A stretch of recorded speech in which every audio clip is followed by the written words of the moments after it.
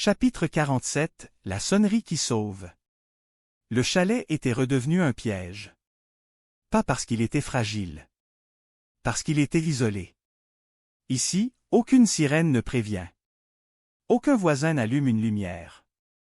Aucun témoin ne regarde par hasard à travers une fenêtre. Il n'y avait que le bois, la neige et la nuit. Yvon avait éteint presque toutes les lumières. Il gardait seulement une lampe couverte, assez faible pour distinguer les formes sans projeter d'éclat vers l'extérieur.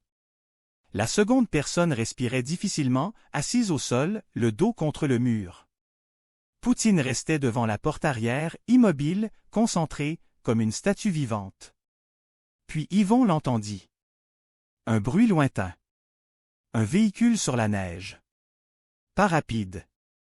Pas en urgence. Calme. Toujours ce calme. Les pneus mordaient la surface gelée avec régularité, comme s'ils avaient tout leur temps. Yvon s'approcha d'une fenêtre, juste assez pour capter un mouvement entre les arbres. Un véhicule. Puis un deuxième. La police locale. Ils avaient décidé d'ignorer l'avertissement du narrateur. Ou ils croyaient pouvoir le contourner. Ils ne venaient pas arrêter Yvon. Ils venaient récupérer ce qui leur appartenait. Le silence du village. Le contrôle. La cage. Poutine grogna bas.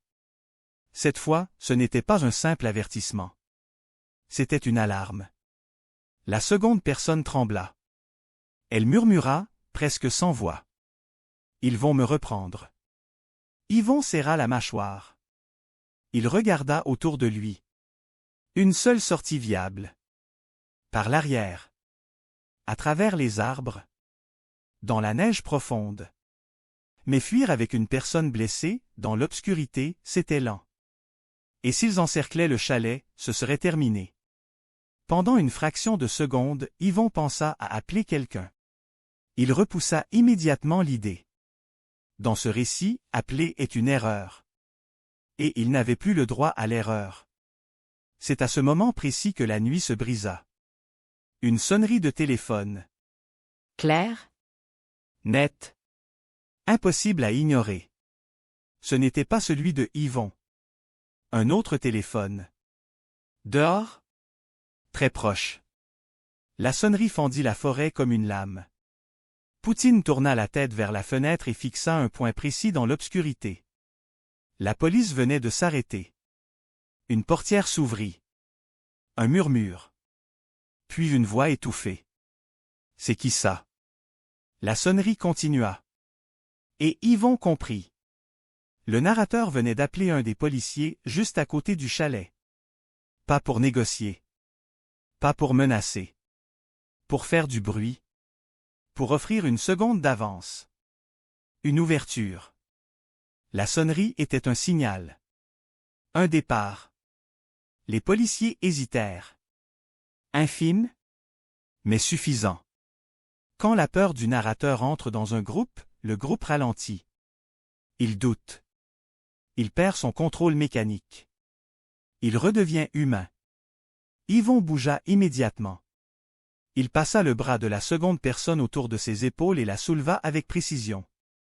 Elle gémit, mais ne cria pas. La peur lui donnait de la force. Il murmura. Maintenant.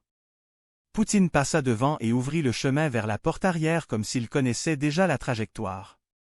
Yvon ouvrit sans faire grincer la charnière et sortit. Le froid frappa comme une morsure. Ils entrèrent dans les arbres. La neige monta aux chevilles, puis aux mollets. Chaque pas demandait un effort.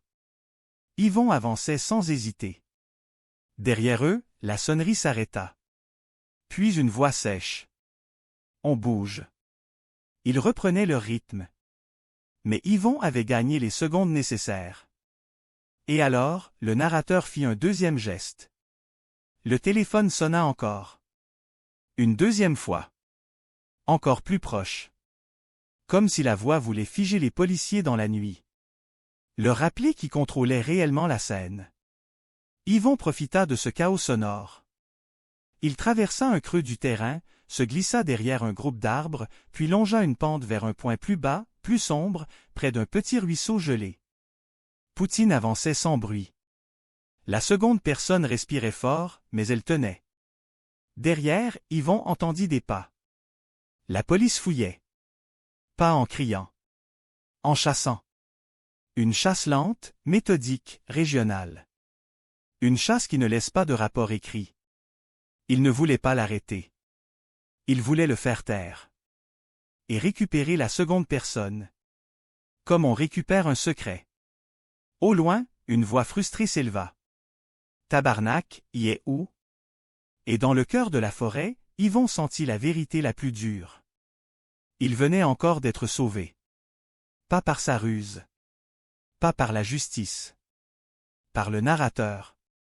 Le narrateur venait de lui offrir un couloir de fuite. Pas pour sauver une vie. Pour garder son lecteur en vie. Yvon serra les dents et continua d'avancer. La forêt les avala. Derrière eux, le chalet resta dans la nuit, entouré par des policiers ralentis, humiliés, forcés de réorganiser un plan qu'ils croyaient maîtriser. La sonnerie avait sauvé Yvon. Mais elle venait aussi de lui rappeler une chose essentielle. Le narrateur ne protège pas. Il dirige. Et cette histoire, dans la neige du Québec, ne faisait que commencer à devenir réellement monstrueuse.